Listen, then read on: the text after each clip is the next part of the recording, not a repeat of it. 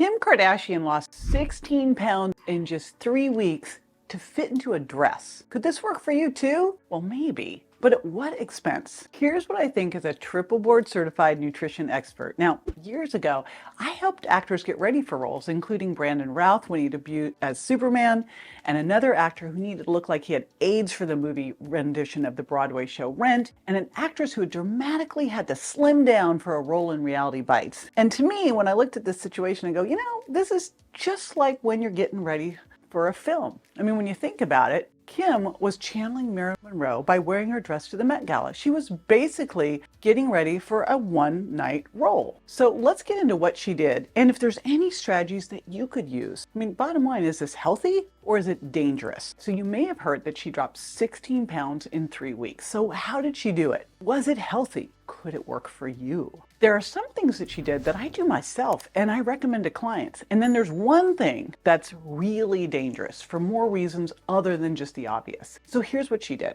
Now, this is her regimen in her words, right? I would wear a sauna suit twice a day, run on the treadmill, completely cut out all sugar and all carbs, and just eat the cleanest veggies and protein. I didn't starve myself, but I was super strict.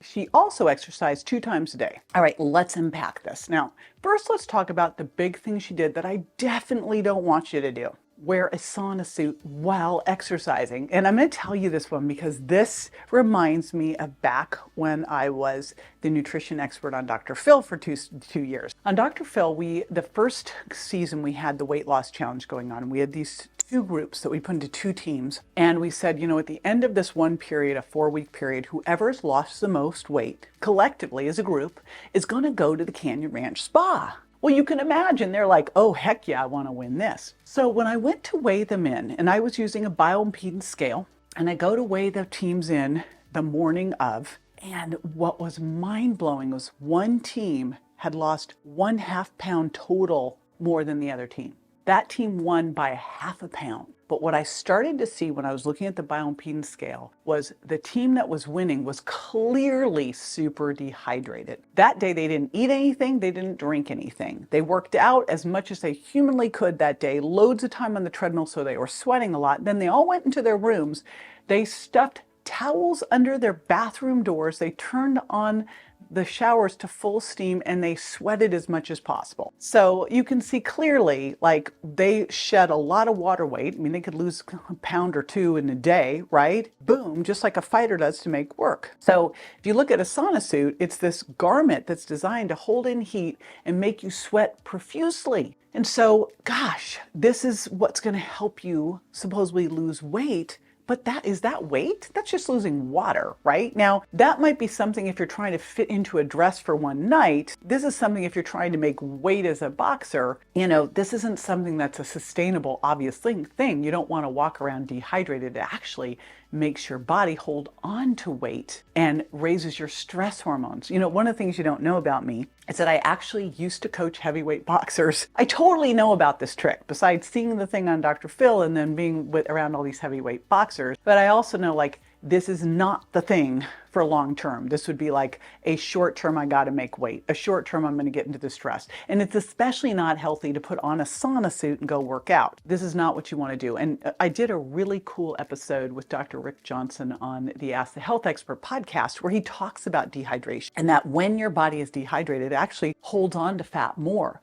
It raises stress hormones, so it's going to negatively impact your metabolism. Again, I do some hot yoga, but remember, hot yoga, I'm doing electrolyte drinks and they're turning the fans on periodically, right? So my body can breathe and my body can thermoregulate. So that's step 1. Next up, she said she cut out all sugar and carbs and she ate the cleanest veggies and protein. But, I kind of go, what? If you cut out all carbs, then you can't eat vegetables because vegetables are carbs. So first off, I'm all for cutting out sugar. You know that. I wrote the Sugar Impact Diet after all. It's actually not that you have to cut out all sugar. You have to know which to choose and which to lose. Like, hey, blueberries are great and those are sugar, but fruit juice, it's like drinking a soda, especially apple juice. But the big reality here is Vegetables are carbohydrates. So what I think she really meant there is she went super low carb, but she didn't eat no carb.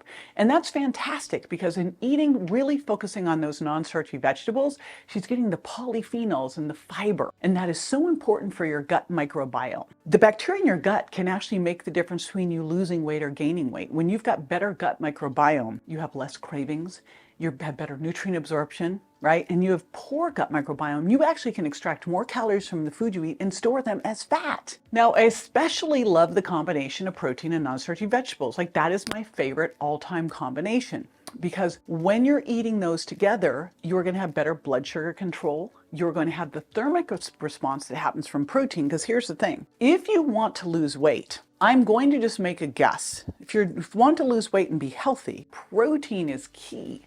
In fact, cranking up your protein a little bit as you're trying to do this is going to be important because protein is the most thermic macronutrient. Take 20 to 30% of the protein calories are used in digestion and metabolizing, assimilating that protein. Plus, protein is more satiating than any of the other macronutrients. And that's super important when you're trying to eat less, is that you're not hungry. And protein and veggies together, that fat and protein combination, is the perfect combo, right? There was this study in 2018 in the International Journal of Behavioral Medicine.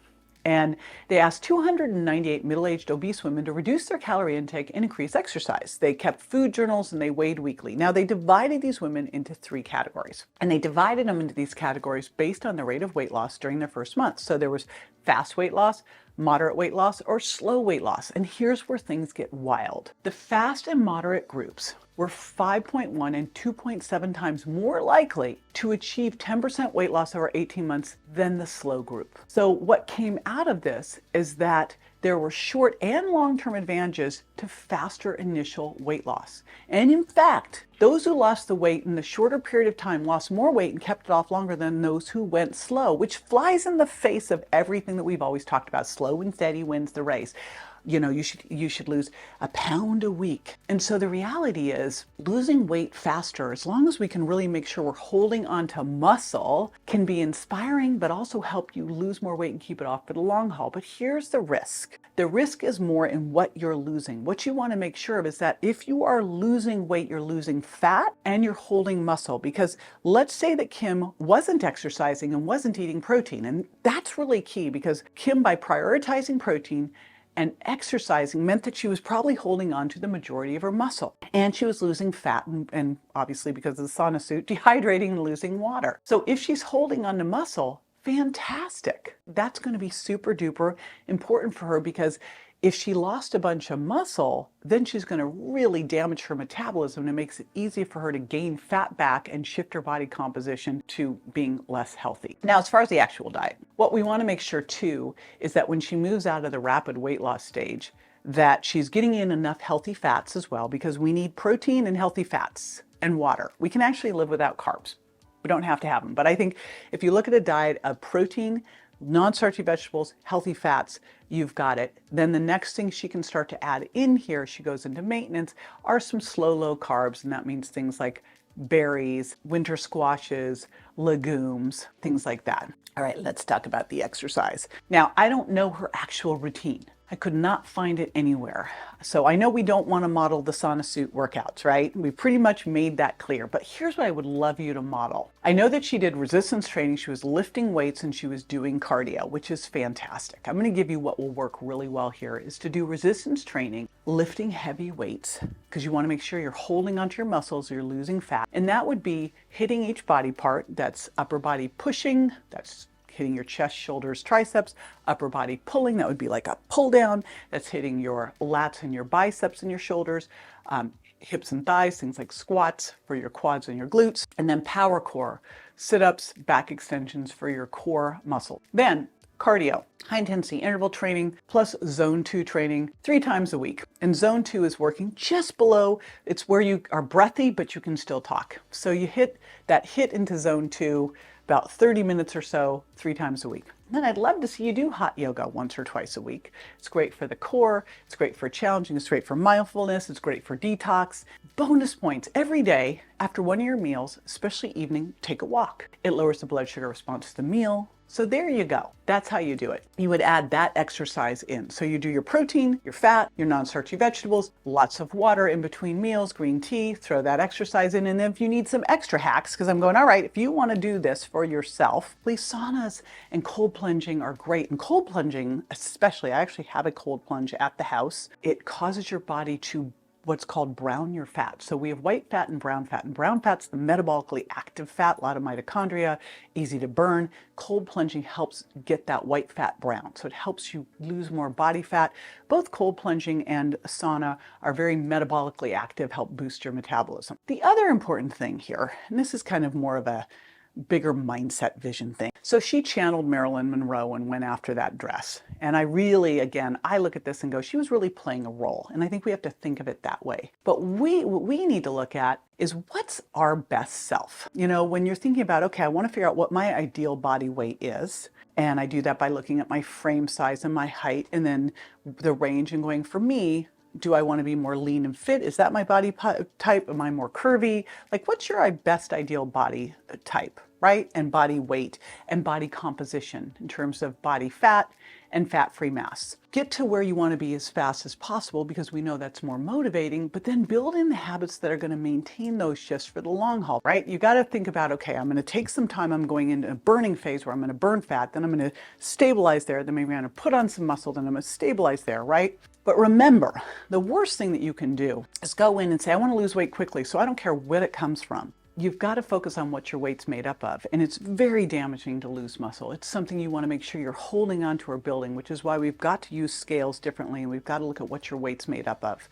We've got to look at how much your body is muscle versus fat. Because if you're losing more muscle and gaining more fat, that's that yo-yo dieting that really hurts you. Now, if you want to get into how to lose fat fast, and more importantly, how to keep it off, I go into this in depth in my video on 6 simple strategies for fast and lasting fat loss. So do yourself a favor, skip Kim Kardashian's sauna suit, check this one out instead.